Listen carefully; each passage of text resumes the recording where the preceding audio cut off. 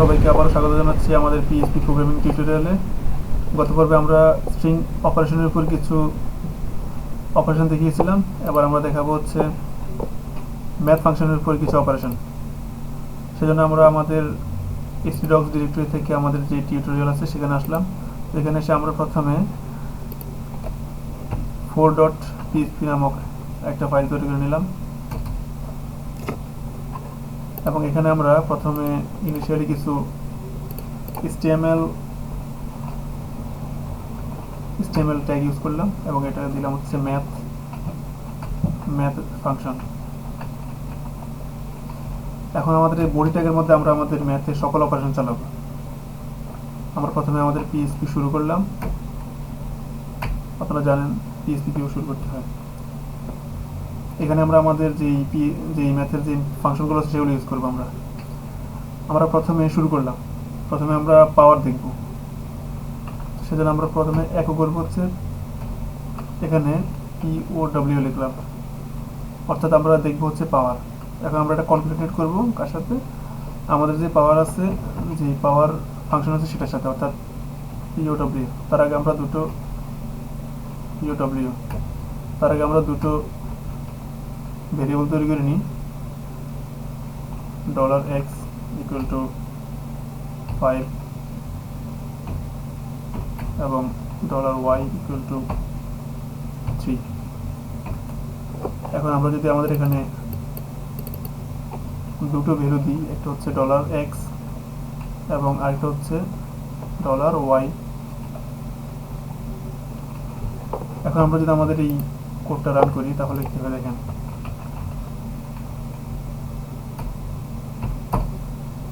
দেখতে পাচ্ছেন আমাদের পাওয়ার হচ্ছে 125, অর্থাৎ আমাদের যেই 3 আছে এবং যে 5 আছে এটা মানে হচ্ছে 3 এর উপরে হচ্ছে পাওয়ার 5, অর্থাৎ 3 হোল টু দি পাওয়ার 5, যেটা ভ্যালু হচ্ছে 125। এখন আমরা যদি এখানে লিখি হচ্ছে y এবং এখানে লিখি হচ্ছে x, তাহলে এটা মানে হচ্ছে 5 এর উপরে 3, 5 এর উপরে পাওয়ার হচ্ছে 3, 243। এরপর আমরা যেটা দেখবো সেটা হচ্ছে যে অ্যাবসলিউট ভ্যালু দেখবো। সেজন্য আমরা abs কনক্যাটিনেশন করব abs, যেটার ভিতরে লিখবো হচ্ছে আমাদের যেই অ্যাবসলিউট ভ্যালু। যদি আমরা এখানে অ্যাবসলিউট ভ্যালু মানে হচ্ছে আমরা যদি কোনো নেগেটিভ নাম্বার দিই তাহলে সেটা পজিটিভ নেবে, আবার যদি পজিটিভ দিই তাহলে সেটা পজিটিভই রাখবে। আমরা একটা নেগেটিভ ভ্যালু দিলাম 54, সেভ করলাম। তো তার আগে আমরা এখানে একটা ব্রেক দিয়ে নিই, ব্রেকটা আমরা এখানে দিই তাহলে ভালো হবে। সেভ করে আমরা যদি রান করি তাহলে দেখুন আমাদের যে -54 দিলাম সেটা +54 হয়ে গেল।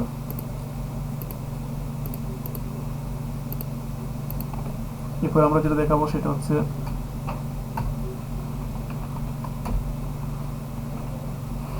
Square root.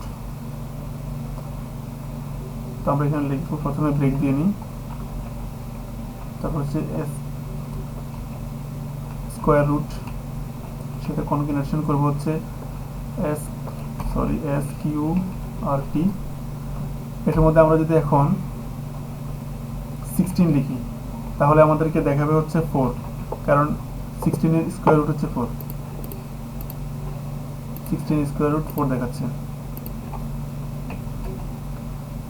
তো আমরা এই ফাইলটা কপি করি এবং এটা আরো কয়েকবার পেস্ট করে নিই। এরপর আমরা দেখবো হচ্ছে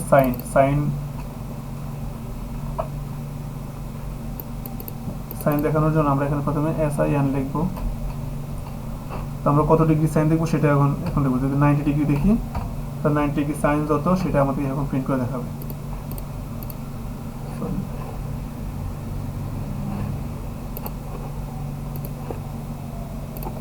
localhost 4, 90 ডিগ্রি সাইনের মান হচ্ছে 0.89, এরকম একটা বেরো দেখাচ্ছে। তারপর হচ্ছে আমাদের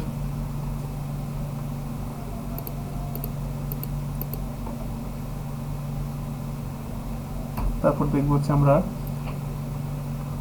কজ দেখব।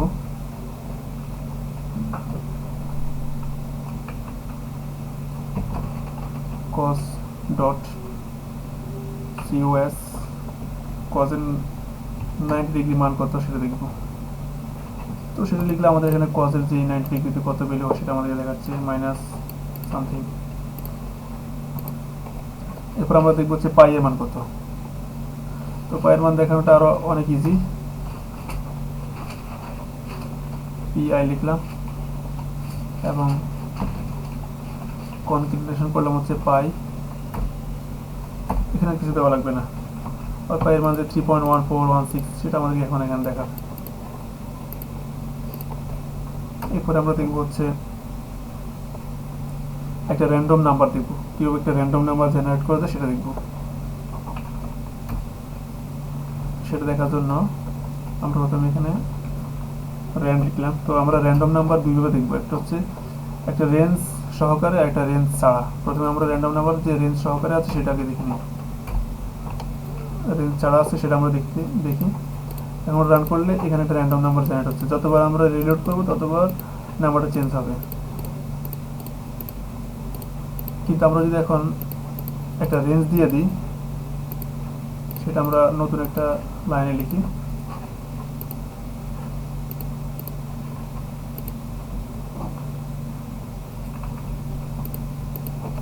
এখন আমরা যদি এখানে আবার র্যান্ড উইথ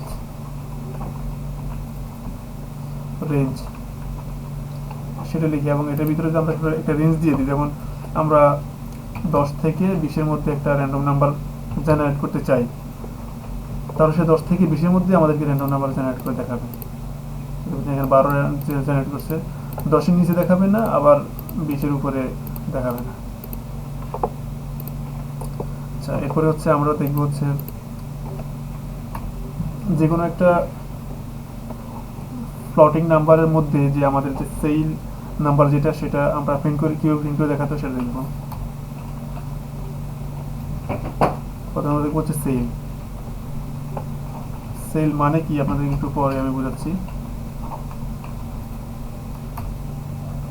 এখানে আমি যদি একটা 1.25 এরকম নাম্বার দিই, তাহলে সে আমাদেরকে কি প্রিন্ট করে দেখায়, তাহলে আপনারা দেখুন সব 2 প্রিন্ট করে দেখাচ্ছে। অর্থাৎ সেল মানে হচ্ছে তার উপরের যে নাম্বারটা আছে সেটা প্রিন্ট করবে। 1 থেকে 1, যেহেতু 1.25 আছে সেহেতু সে নিচের নামবে না, অর্থাৎ সেই নিকটতম উপরের যে ইন্টিজার নাম্বারটা আছে সেটা আমাদেরকে প্রিন্ট করে দেখাচ্ছে। কিন্তু আমরা যদি ফ্লোর করি, অর্থাৎ আমরা যদি এখানে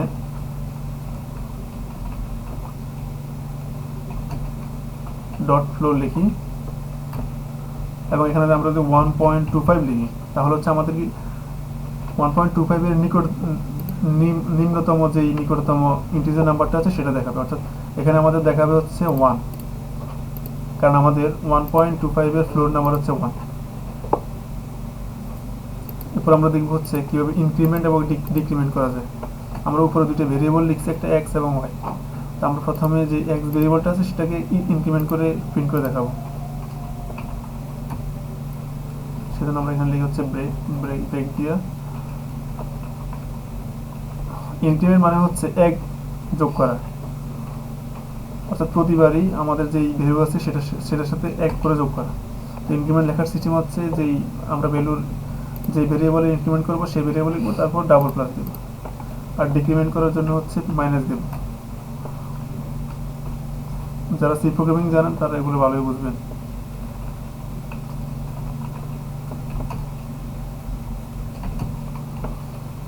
ডট দিয়ে যে আমরা এখন ডলার ওয়াই মাইনাস মাইনাস করি, তাহলে এটা ইনক্রিমেন্ট হচ্ছে। এটা 5 আর এটা 3।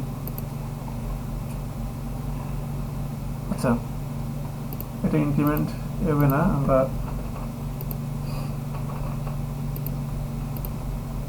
সামনে দিব, তাহলে ব্যাপারটা ভালোভাবে বোঝা যাবে।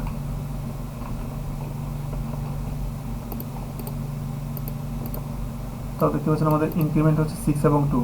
এখানে আমাদের প্রথমবার আমরা যেটা করেছি সেটা হচ্ছে পোস্ট ইনক্রিমেন্ট করেছি, আর এটা হচ্ছে প্রি ইনক্রিমেন্ট। ইনক্রিমেন্ট হচ্ছে 2 প্রকার, এটা হচ্ছে পোস্ট, এটা হচ্ছে প্রি ইনক্রিমেন্ট। অর্থাৎ অপারেশন হওয়ার আগেই আমাদের যে ভ্যালু আছে সেই ভ্যালুর মান বাড়বে। এখন আমরা যদি সরি এটাও প্রি ইনক্রিমেন্ট হবে, প্রি ডিক্রিমেন্ট এটা।